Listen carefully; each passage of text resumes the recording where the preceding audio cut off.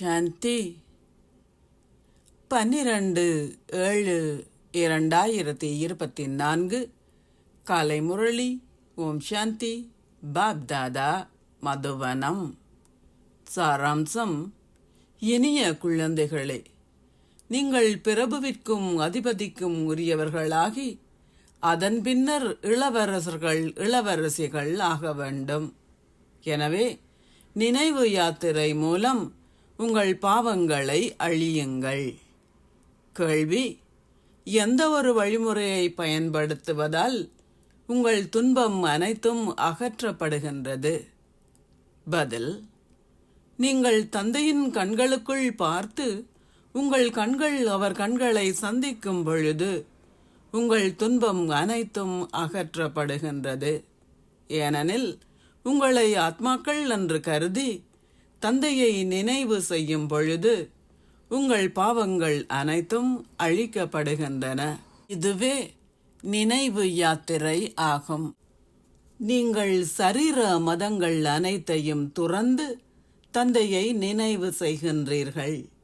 இதை செய்வதால் ஆத்மாக்களாகிய நீங்கள் சதோபிரதானாகி பின்னர் சந்தோஷ தாமத்தின் அதிபதிகள் ஆகுகின்றீர்கள். ஓம் சாந்தி. தாரணைக்கான சாராம்சம். 1. தந்தை விளங்கப்படுத்தியுள்ள செயல், நடுநிலை செயல், பாவச் செயல்களின் ஆழமான தத்துவத்தை உங்கள் புத்தியில் வைத்திருங்கள். பாவாத்மாக்களுடன் எவ்விதமான கொடுக்கல் வாங்கல்களையும் வைத்துக் கொள்ளாதீர்கள். 2. ஸ்ரீமத்தை பின்பற்றி ஒரே ஒரு தந்தையுடன் உங்கள் புத்தியின் யோகத்தை இணைத்துக் கொள்ளுங்கள். சதோபிரதானாகுவதற்கு முயற்சி செய்யுங்கள். இந்த துன்ப பூமியை சந்தோஷ பூமி ஆக்குவதற்கு தூய்மையற்றவர்களிலிருந்து தூய்மை ஆனவர்கள் ஆகுவதற்கு முயற்சி செய்யுங்கள். நீங்கள் உங்களுடைய குற்றப்பார்வையை மாற்றிக்கொள்ள வேண்டும். ஆசீர்வாதம். நீங்கள் ஞானம் நிறைந்தவர்களாகி உங்கள் வீணான கேள்விகள் அனைத்தையும் இந்த யாகத்தில் அர்ப்பணிப்பதால் தடைகளிலிருந்து விடுபடுவீர்களாக.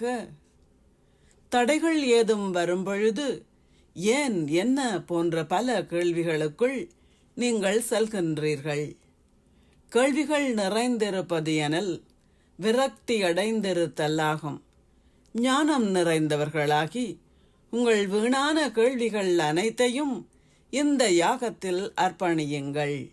அப்பொழுது உங்கள் நேரமும் பிறரின் நேரமும் சேமிக்கப்படும்.